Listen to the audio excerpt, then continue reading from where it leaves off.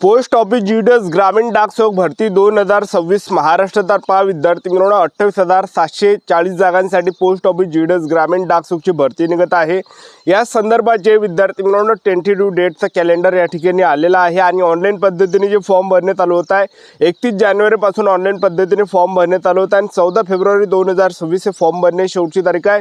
Post office GDS ग्रामीण डाक सेवकमध्ये शिक्षण फक्त 10वी पास लागते। महाराष्ट्रातील आपण कोणत्याही जिल्ह्यातले असाल तर मुला मुलींना फॉर्म भरता येते आणि पोस्ट ऑफिस जीडीएस ग्रामीण डाक सेवकमध्ये सिलेक्शन होण्याचे जास्त चान्स आहे। मी तुम्हाला असं कोण सांगू राहिलो, या भरतीमध्ये कोणत्याही पेपरने, कोणत्याही यामध्ये ग्राउंडने, कोणत्याही मुलाखतनी 10वीच्या पर्सेंटेजवर आपलं पोस्ट ऑफिस जीडीएस ग्रामीण डाक सेवकमध्ये सिलेक्शन होणार आहे आणि यामध्ये जर आपलं सिलेक्शन झालं तर बीपीएम पदामध्ये जो पगार भेटणार आहे 12,000 ते 29,000 रुपये महिना भेटणार आहे। डाक सेवकमध्ये जो पगार भेटणार आहे 10,000 ते 24,000।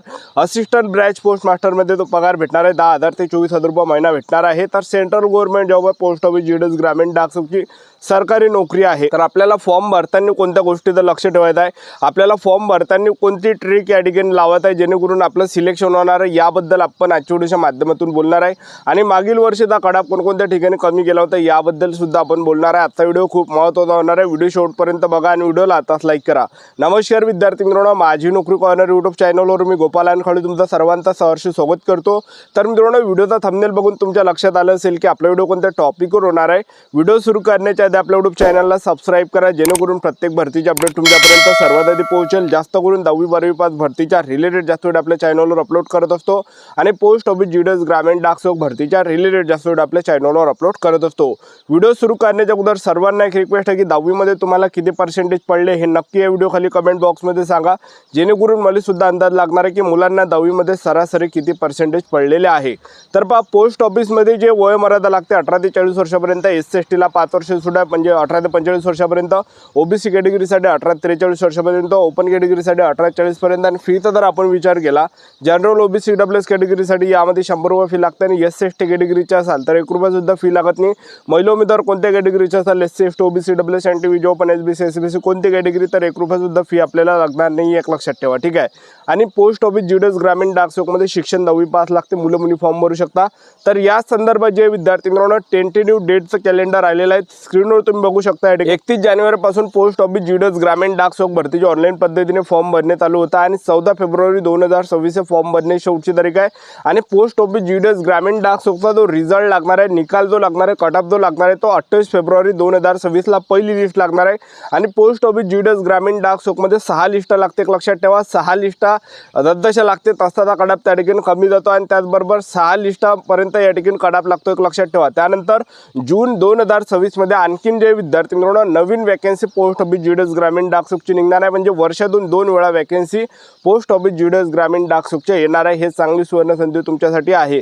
तर आता आपलं सिलेक्शन झालं तर काम कोणतं करावं लागणार ते तुम्हाला सांगून देतो। तर पहा, ब्रँच पोस्ट मास्टरमध्ये सिलेक्शन झालं, ऑनलाईन ऑफलाईन लेनदेनचं काम करावं लागणार, डाक उत्पादन आणि सेवाचं वितरण, रेकॉर्ड, हँडलाईन डिव्हाइस, मोबाईलचं ध्यान ठेवावं लागणार आहे, पगार 12,000 ते 29,000 रुपये महिना। त्याचबरोबर असिस्टंट ब्रँच पोस्ट मास्टरमध्ये जर सिलेक्शन झालं तिकीट आणि स्टेशनरीज विक्री करावं लागणार आहे, डाक डिलिव्हरी करावं लागणार आहे, सरकारी योजनेचा घरी घरी जाऊन प्रचार प्रसार करावा लागणार आहे, पगार 10,000 ते 24,000 रुपये महिना भेटणार आहे।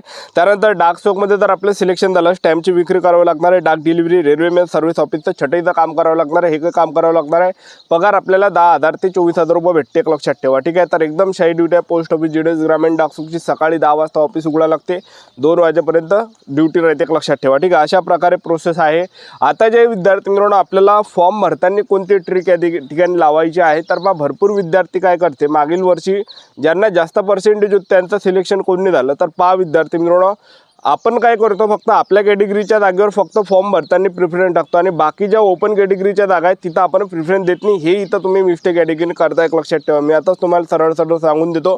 तर पोस्ट ऑफिस जीडीएस ग्रामीण डाक सेवकमध्ये आपल्याला जे 36 की 34 डिव्हिजन राहते आणि त्यापैकी फक्त आपल्याला एका डिव्हिजनमध्ये फॉर्म भरता येते, कारण की भरपूर विद्यार्थी कमेंट करते की सर आम्ही बाकी 8-10 डिव्हिजनमध्ये फॉर्म भरू शकतो का, असं नाही होत। आपल्याला फक्त एका डिव्हिजनमध्ये फॉर्म भरता येते। एक तर तुम्ही जो काही डिव्हिजन आहे जसं चंद्रपूर डिव्हिजन झालं, त्याचबरोबर जे या ठिकाणी भंडारा डिव्हिजन झालं, त्याचबरोबर जे विद्यार्थी मित्रांनो अकोला डिव्हिजन, त्याचबरोबर या ठिकाणी गडचिरोली डिव्हिजन, जे काही डिव्हिजन आहे त्या एका डिव्हिजनमध्ये फॉर्म भरू शकता। ते एका डिव्हिजनमध्ये जागा राहते, एक लक्षात ठेवा। एक उदाहरण देतो, चंद्रपूर डिव्हिजन आहे, दरवर्षी चंद्रपूर डिव्हिजनला जास्त जागा राहते।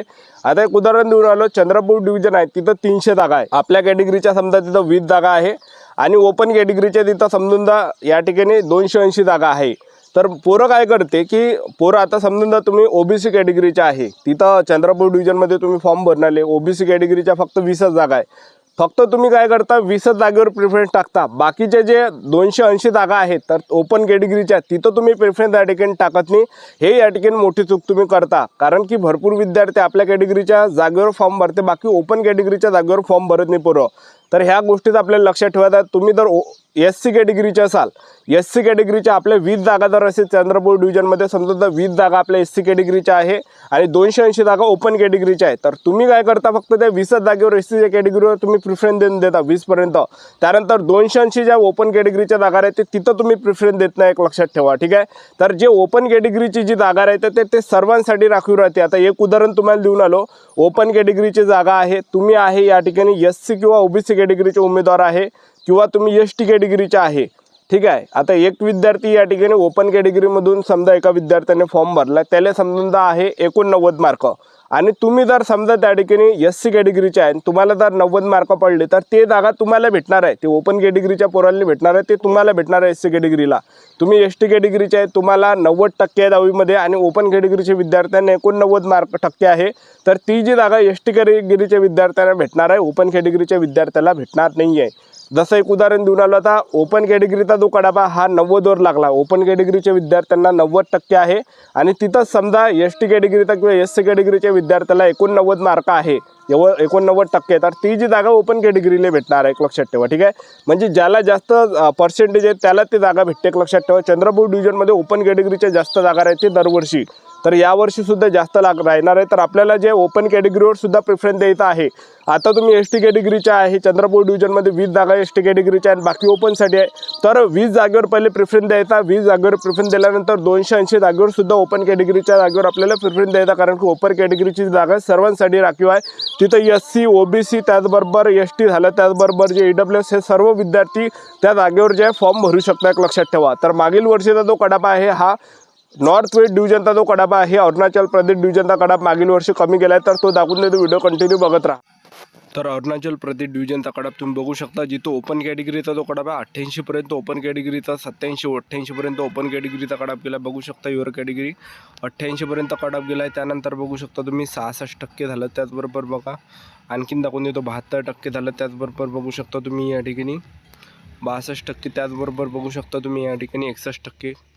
त्यानंतर बघू शकता 72%. त्याचबरोबर बघू शकता तुम्ही या ठिकाणी 61%. त्याचबरोबर बघू शकता. ठीक आहे. त्यानंतर बघू शकता 51% बघा. त्याचबरोबर बघू शकता 66%. त्यानंतर बघू शकता तुम्ही या ठिकाणी 88% बघा. SC पण बघा 88पर्यंत कडापा या ठिकाणी SC कॅटेगरीचा गेला आहे. त्यानंतर बघा 65%. त्याचबरोबर बघू शकता तुम्ही या ठिकाणी. ठीक आहे. तर बघू शकता तुम्ही या ठिकाणी 48%. त्याचबरोबर 45% बघू शकता. एवढा काही कडाप ह्या मागील वर्षीचा आहे अरुणाचल प्रदेश